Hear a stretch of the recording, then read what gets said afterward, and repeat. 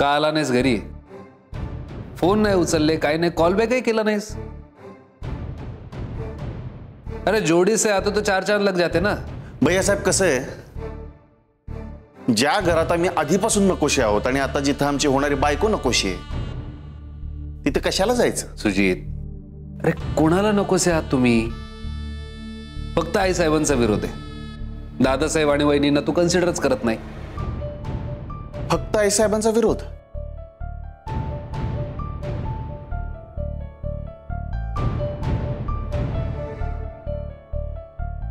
भैया साहेब तसं नाहीये. फक्त आई साहेबांचाच विरोध नाही आमच्या लग्नाला. आणखीन एका खूप जवळच्या आणि महत्त्वाच्या व्यक्तीचा विरोध आहे. अपर्णा, त्या व्यक्ती आहेत संजूताई.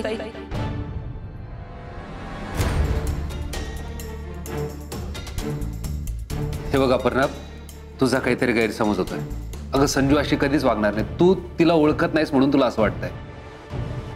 हे बघ, संजूचा खूप जीव आहे तुझ्यावर.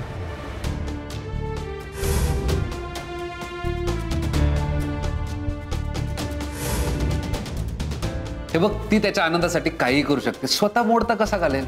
आणि तो तिचा फक्त धीर नाहीये, दोस्त, भाई, सब कुछ आहे.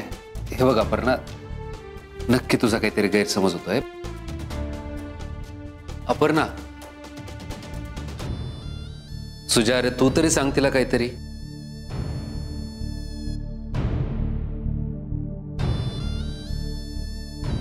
काय बोललो तुम्ही?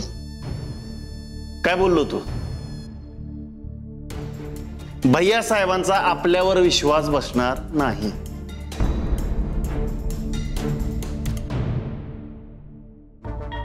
एक विचारू का? आम्ही हिशोबाच्या कामात दिसत नाही का? मग ते काम तरी नीट करा. राजश्री, आम्ही शांत आहोत. साधू बाबाच घुसलाय ना अंगात. हिशोब ठेवायचं सोडून तो हिशोब पार पंचगंगेत बुडवायला निघालाय तुम्ही. अहो, मान हातात आल्यावर ती बुरगाळायची का तिला अंजारून गोंजारून दूध प्यायला द्यायचं? हा, हाच संकेत दिलाय का तुमच्या बाबूजींनी? हा,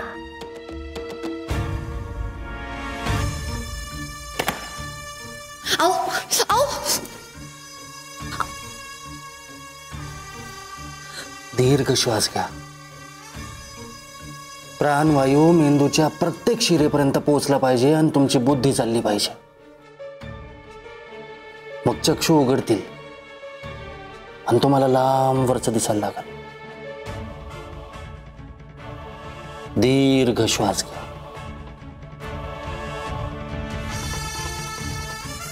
इथं श्वास बंद पडायची वेळ आली आमच्यावर. एवढी चांगली संधी होती, कशाला सोडताय? का रणजित भाऊजींना मदत करताय? असं अचानक बंधुप्रेम का उफाळून लागलंय तुमचं? हा, प्रश्न प्रश्न प्रश्न येऊ द्या. सगळे प्रश्न विचारा. जे काही मनात आहे ना, सगळं बाहेर येऊ द्या. त्या पोरीची लायकी नाही हो. कशाला नादाला लागताय उगाच? त्यांना पैशांची गरज आहे ना, तडफडू दे की, मग मरू दे की. परस्पर काट्यानं काटा निघतोय. तुम्ही कशाला उगाच लाचकन द्यायला निघालाय? हा, कशाला रणजित भाऊजींना मदत करताय तुम्ही? आपला काय संबंध आहे? दीर्घ श्वास घ्या. लांबचं बघा. लांबचं.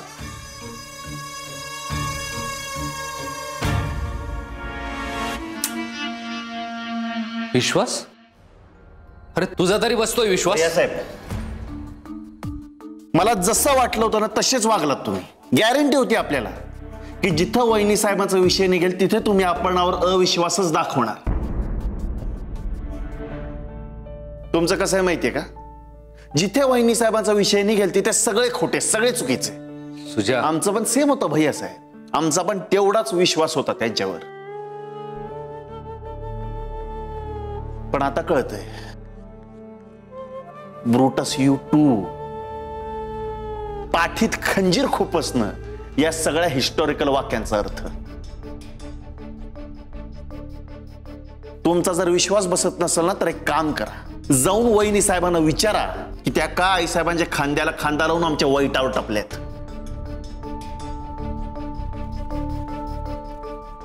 हे बघ सुजित, संजू तुझ्या विरोधात कधीच नव्हती आणि नसणार आहे,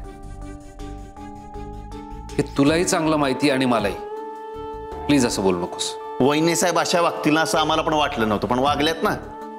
अहो आम्हाला पण वाटलं होतं त्यांच्या मनात आमच्याबद्दल चांगल्या भावना आहे, पण आता लपून राहिलेलं जहर आहे ना, जहर ते बाहेर पडतंय. सुजित, काय बोलतोस? कल्पना आहे का तुला? आहे ना, चांगलीच कल्पना आहे, पण वहिनी साहेबांचं बदललेलं रूप काय आहे ह्याची कल्पना नाहीये तुम्हाला भैया साहेब. त्यांचं कसं आहे माहितीये का, नकली चेहरा सामने आहे, असली सीरत छुप जाए. हे बघ सुजित, मला काय वाटतं, मला वाटतं भैया साहेब वकील पत्र घेण्याआधी ना आधी तुमच्या आशिलाला विचारा, त्यांचं मत काय ते जाणून घ्या. आपण आणि ढाले पाटलांची सून होऊ नये या आई साहेबांच्या मताशी त्या सहमत आहेत का नाही हे विचारा. त्याच तुम्हाला खरं काय ते सांगतील. मग या डिफेंड करायला.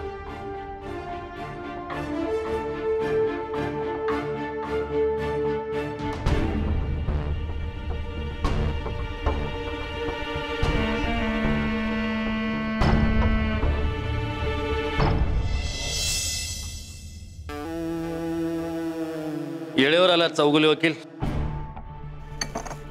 नमस्कार दादासाहेब. बसा बसा.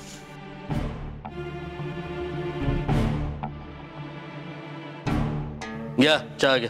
नाही झालाय.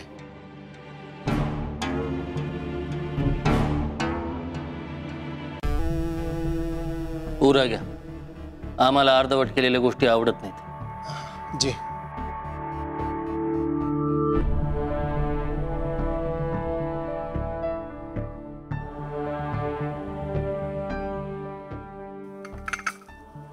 आम्ही सांगितलेली आणि सांगितल्याप्रमाणे कागद बनवून आणलीत का? हो दादासाहेब, तुम्ही सांगितल्याप्रमाणे सगळे कागदपत्र चोख बनवून आणलेत. हे कंपनीचं लोन, त्याचे अग्रीमेंट, हे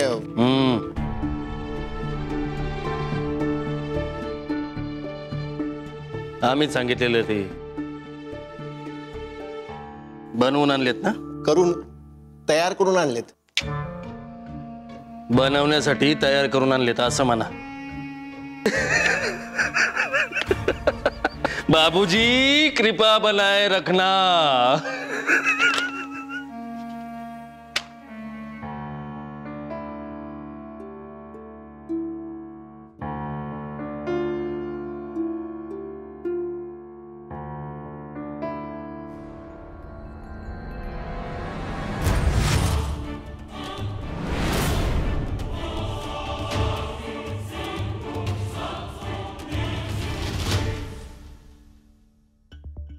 कोण तुम्ही?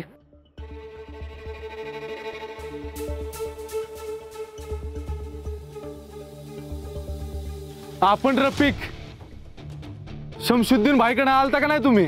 काय ओळख बिळख विसरला का काय? कसं आहे, देणेकरी ओळख विसरतो पण घेणेदार नाही.